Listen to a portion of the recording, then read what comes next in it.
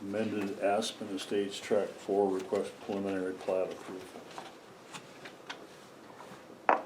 So you all have received your findings of fact and order report and your subdivision application book to look over, it appears. This is a one lot split. It is a subsequent minor. The planning board did hold a public hearing. There was no comments from the public. There was actually no public in attendance. We received no written comment. The owners of this tract are splitting this large parcel in half. They will, for the time being, continue to reside in the residence on one half and sell the other half of the property. Of significance, I think it's important to note that there's a rather large no-build zone on the, I don't know the number of the parcel, I'm sorry. I don't have my map out. It's 4D, 4A. 4A. It's 34.16 acres, and I think it's safe to say that at least 2/3 of that is no-build zone. And that no-build zone was identified through the original Aspen Estates subdivision, so that's not being identified per this subdivision. They are simply carrying it over from the original Aspen Estates subdivision.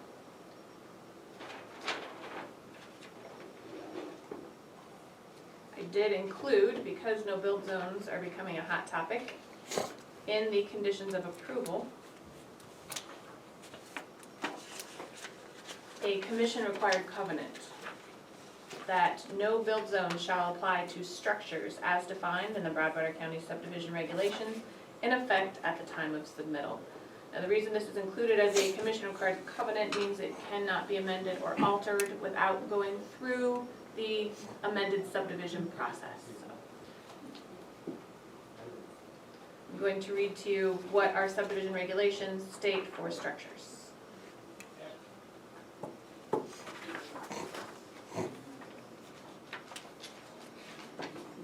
This is the definition of structures per the Broadwater County subdivision regulations that were adopted in December 2012, which is our current regulation. Structure, that which is built or constructed, an edifice or building of any kind, or any piece of work artificially built up or composed of parts joined together in some definite manner.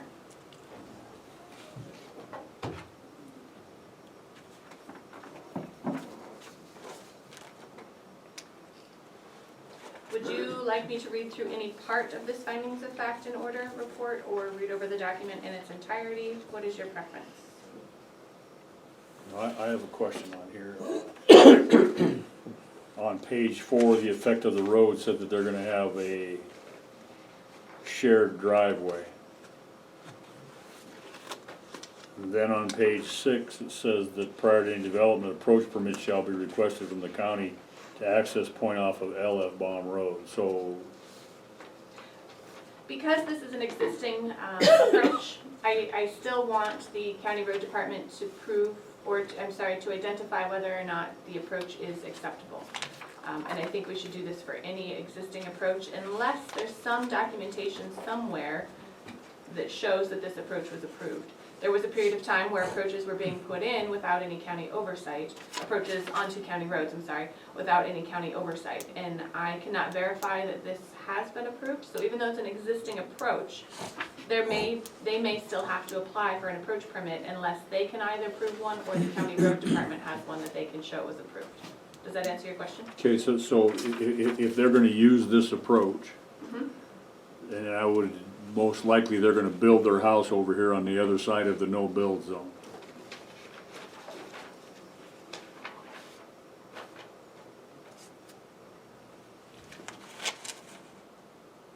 So if you build your house over on the other, now you have to build a road through the no-build zone. Are you looking at, I see what you're saying, and I think the no-build zone is showing the actual existing driveway to the existing home. Yes, but if you look on track 4A, you're not gonna build your house right next door to your neighbor. You're gonna build your house over on the other side of that no-build zone. So now you're gonna come through a shared driveway, which we're trying to avoid. And then you're gonna go across here and build a road across the no-build zone, which we're having a problem with right now. To I see get what to you're your saying. house. That driveway is already there. The driveway goes from the northeastern corner, or the northeastern portion of this lot, along the, what would that be, southeast boundary of tract 4A to access tract 4B currently. So this driveway comes in back, this easement comes in back in the middle of tract A? At the northeast corner. It comes in right on the corner of the two properties. No, it comes in, if you look, can I show you on your map there? Where LF Bomb makes a curve, sorry. Right here, so this is LF Bomb Road right here. Okay. This is where the driveway currently comes off of LF Bomb Road because there is no road here. Oh, This there's is no LF Bomb road Road. here. This is is the the shared existing driveway all the way that across the there. sparrows currently use to access their home.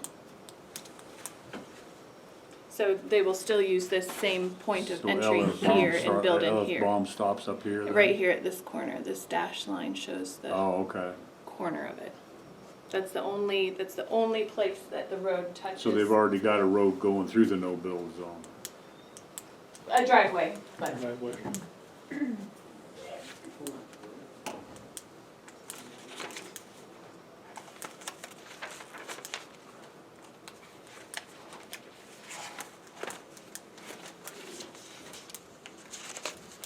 I do see what you're saying, and since no build zone was identified, or I'm sorry, was not identified or a definition given for the original Aspen Estates, I can't speak to that. When that driveway was originally put in and the Sparrows constructed their home and constructed that driveway to their home, looking now, we're not allowing for any new structures in the no build zone per this commission required covenant.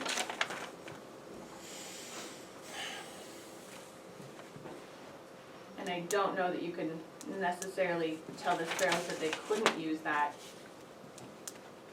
existing driveway to access their existing home. May I ask you a question? On page 3, in the top paragraph, it says, no such alteration shall create a tract consisting of less than 20 acres, and only one such division per original tract may occur. So why is there even a question here? It's not less than 20 acres. Why do you have 42 pages of items when it's not less than 20 acres on page 3? Am I missing something? Do you want me to answer that?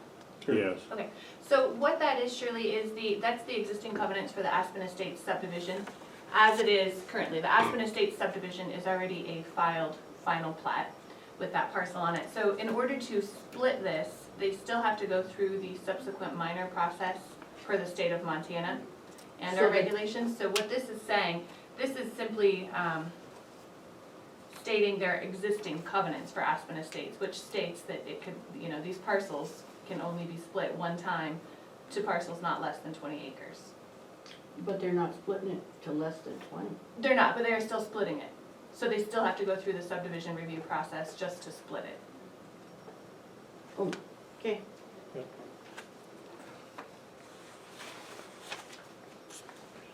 So the fact that it's still a shared driveway. Correct, yeah, it's still a shared driveway, yes. And in this instance, I know we've discussed our new regulations, we would like to eliminate shared driveway. In this instance, that would be the only option for them, so I imagine they would probably request a variance. I realize that we can't do anything about it now because our regulations do allow for shared driveways. But I just want you to kind of keep that in mind, that there will be instances like this where folks do want to split and they have the ability, as it were, to split that, and they may request a variance from you for a shared driveway, because that really is their only option. The property only touches on any road at that small corner there, at the corner of LF Bomb Road, So where it makes the turn. this 30-foot wide private access and utility easement, is that also an access easement? Would that be another way to protect the the shared driveway, Yes, yeah, and I. make it a deeded easement? Make it a deeded easement and make it less than 60 feet, so that it would not become a road.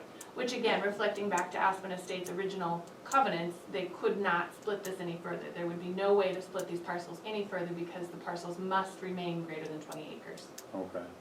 But yes, to answer that question, it does, it does make it a deeded, dedicated easement. Okay. So you're calling it a shared driveway, but it's not really it's a shared easement. It's a shared easement, but Okay. it will never be a road, Okay. so. So I see on page 2, they're proposing that it both be residential, single-family lots, right? That is correct. So at this time, they're not planning to put a home on it, but in the future they will. They may, yeah, they may decide to sell it, Okay. but it can only be used for residential purposes.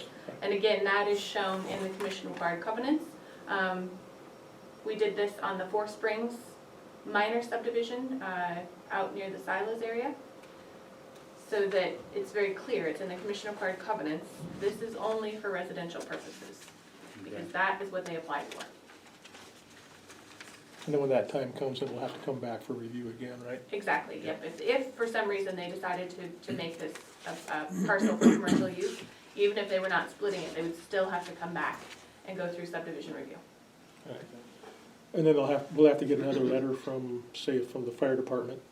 Yep, they would have to do this Do entire this whole thing thing again. all over again. Some of it, I suppose, maybe they could reuse. Obviously, topography is not going to change, but, yeah, new letters, new environmental assessments, public hearing, all of that.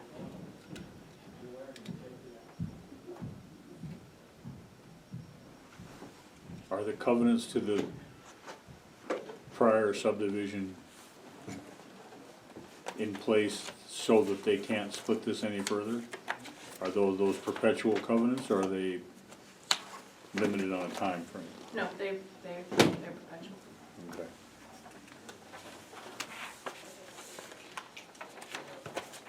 And then the other question on the misquote back in here in 23. Yes. Is that just did they mean to say 34 acres versus I 74 acres? am certain that that was an error by the developer or their representative in completing the paperwork. And what you're referring to, item 24, is it? The 23? It No, was 22. 22, I guess. A discussion of public interest criteria. One of the questions, effects of proposed subdivision on agriculture. The question is, the proposed subdivision designed to keep a portion of the land in agricultural use. The developer or their representative, I'm not sure who wrote this in, but they answered with yes, 74 total acres with 2 homes, majority will be pasture.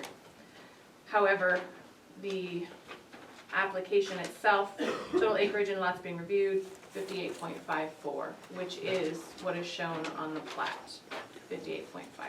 So I believe that was an error on their part when they were filling it in. And I did not catch that, to have them fix it.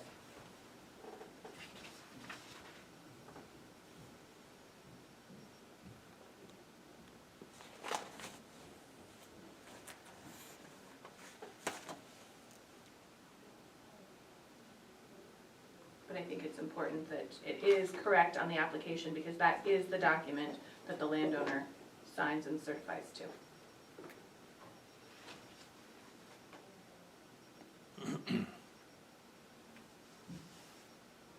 Is there this no build zone, is that per Aspen Estates minor subdivision, is that no build zone defined for, it just says no structures is what it, It just says no build zone.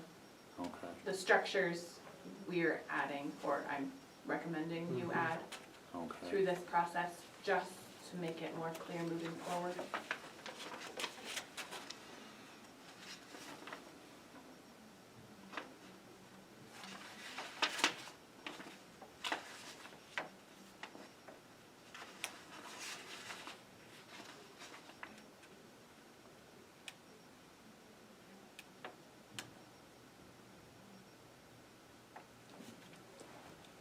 I don't have anything else.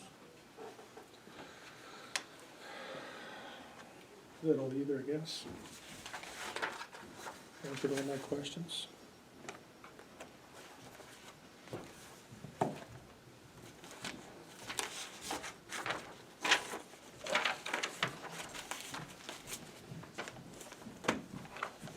Is there a motion to approve the preliminary plat for the Aspen Estates subsequent minor division for tract 4?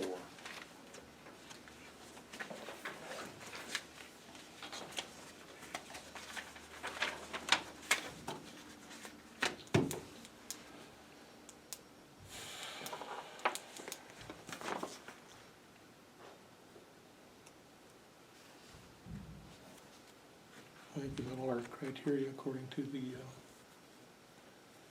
MCA, so I'll make that motion to approve the preliminary plat approval for the Aspen Estates minor subdivision tract 4. Is there a second? I'll second for discussion. Motion been made and seconded for discussion?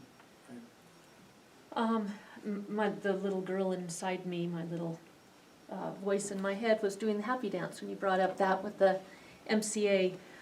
So thank you very much. But we do need to go through the motion of showing where and how. So for agriculture on page 3, we do mitigate the agricultural concerns as detailed in 76-3608. With subdivision will not have an effect on agricultural productivity as no acreage will be removed from the production of crops or livestock. The land is currently utilized by one single-family residence and there are no proposed changes in use. And the effect on land, this is from page 5, effects on land use, the effect on land should be minimal since the proposed subdivision is creating 2 parcels with only 1 additional home. Agricultural water user facilities, also from the same MCA. Page 3, water supply and wastewater treatment. Right there it says that as this is greater than 20 acres, it will be necessary for the parcel to obtain DEQ approval prior to final plat approval, rather than being reviewed by the sanitarian. That's in MCA. Local services, that would be probably the museum piece, and that is historical features on page 4, and the Damon Murdo recognizes that there have previously been sites recorded in the designated area, but says as long as there are no disturbance or alternation to structures over 50 years of age, MHS feels that there is a low likelihood cultural properties will be impacted. Natural environment, that would be page 4. Effects on wildlife and habitat. There have been deer, grouse, fox, and coyote. The effects on wildlife should be minimal since there's only 1 new home being added to the property. Wildlife and wildlife habitat, I think that was it. Or we can say ditto. And then public health and safety is on page 5.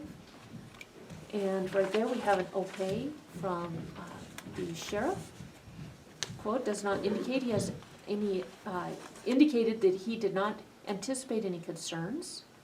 Ambulance manager Marion Mystic indicated that although the BHC ambulance service does not see any significant impacts from this development, response time are estimated approximately 25 to 30 minutes. Fire Chief Ed Schindel states that this proposed subdivision will have no additional impacts to the fire district. Townsend Schools, letter was sent to the superintendent of schools and per the response included in the preliminary plat application. It's item number 23. The school does not have any concerns regarding this proposed development as it should not impact the school or any school bus system.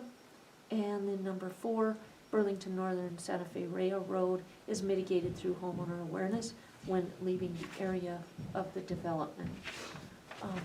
When Nicole reads this, we don't have to reread it, but since it wasn't this time, we should, so that it is part of the record.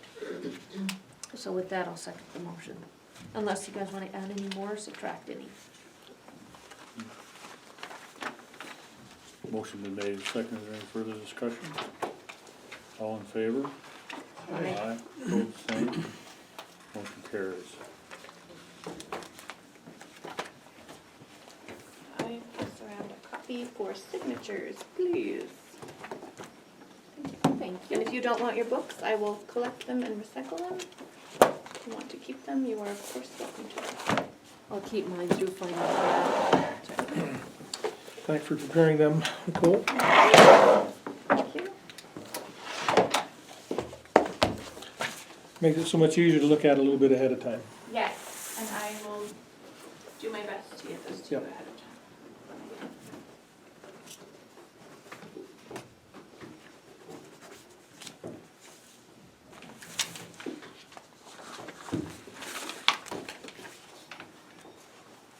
Thanks, Aaron.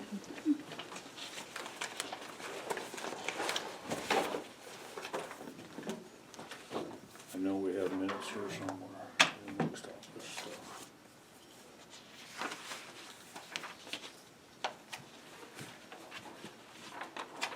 Do you want a copy? I I can do one or you'll just.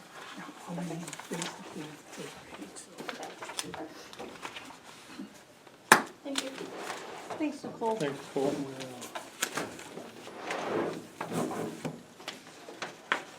Did those minutes didn't get passed over to you today? Nope.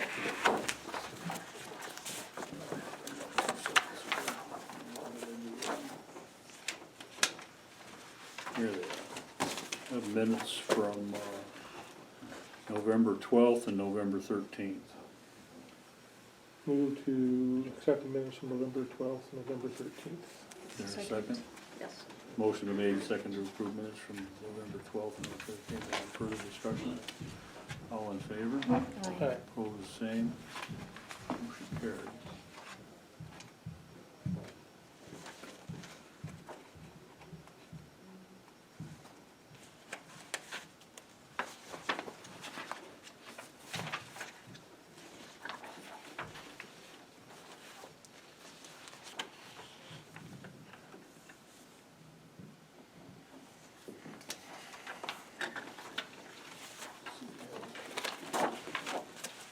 Two pieces of mail here. First one is from Great West Engineering. An update for the, written update for the status of work for the county from Great West Engineering. Planning Board has held 4 sessions on the update of the growth policy. An online hard copy survey was marketed to county residents and resulted in 150 responses. A solid draft of the growth policy has been written. The planning board has developed a list of goals and objectives. The budget for the project is $20,000 and to date $11,470 have been expanded. Floodplain regulations, county commissioners held a formal hearing on the update and adopted new regulations. Hard copies, electronic versions of the final regulations were mailed to the county for posting on the county website and distributed to interested residents. An electronic version of the resolution adopting the updated regulations shall be provided to the Montana Department of Natural Resources and Conservation. The project is now complete. The budget for this project was $5,000 and as of today, $2,962 was expanded. Capital Improvements Plan update, Sean Higley, WWC Engineering, provided me with the road and bridge information. Mary Hendrickson has provided me with the county current priorities. Our engineering staff has reviewed the information provided. A rough draft of the narrative and a tabular update have been compiled. Draft has been has been provided to Mary Hendrickson for review and comment. The budget for this project was $17,500 and to date only $3,293 has been expanded. Jerry Grebnick, Great West Engineering. So it looks like they've had some savings along the way, which is great. Sounds like it, yeah. So, in December, I guess we need to finalize this, right? Yeah, I think so. That's what he was saying. He wanted to have it all done by the end of December. Okay. This is from the, One thing with Great West is it's been kind of a constant with them. Every time we have worked with them, they've come in under budget. Well I think that's worth stating. well under, yes. Yeah. Yeah. Townsend Tree Board, thanks again for your support to the Townsend Tree Board watering project. Bill to cover the tree watering for 2019 water trees before and after sprinklers are turned off is $500. Water 18, let's see, yeah, 18 trees. That's all the mail we have. Is there anything else to come before the commission? Any updates? I do have a question. Okay. I got an email, probably would have been Friday, from Katie Feedback. He submitted an invoice, I think right before I went on vacation, I brought it to you guys. And it was for 3102. And then he sent me an email, again on Friday, and he said, this hasn't been paid, it needs to be paid. And I got a text from, or an email from Michelle, and she said, there was a note on that claim not to pay it because we only owe $1,551. What do you guys know about this? I don't I don't know know. anything about that. Okay, what I'll do is I'll ask you to sign it, I mean, I'm happy to sign it, and then if one of you would sign it, let's expedite it. What that is for is the amicus brief that we did Right. with the whole conglomeration of people as a friend of the court to support the Johnny Crow project. Katie Feedback was the attorney on it. Oh, okay. We had a $2,500 grant, and we have a 10% match, but it's a reimbursement, so we have to pay it first. Then we go to the Forested Counties Coalition, and they will refund us everything but the $250. We did apply for a grant for $1,000 after that. I didn't hear anything more on that. If we got that, it's just an additional $60, so our total is $310.20 versus the $1,551. If not, adding the $250 and $1,000, it's $1,250. And then Jefferson County was paying Right. as well. Okay. So, Didn't we have a savings from the previous one? There was some money that we hadn't spent, and we, that's very likely because the And- first was 25. and I think that's what we were gonna put the rest of it towards this one, that, whatever that savings was, that X amount. I have to go back and look. That's what I remember happening. We Okay, got the grant for, I can't remember how much, From Forested Counties. right, and we didn't spend it all, and there was a balance there that we were gonna put towards this brief. okay. I don't remember that. For some reason, I thought that took the full 25, but maybe not. But, yeah, we owe 3102 Okay. at this point, 3102 even. And then we can get reimbursed.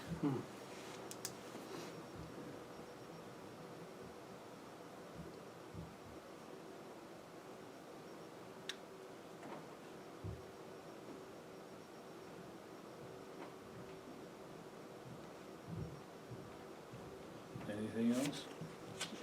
Okay, so we will adjourn at 11:29.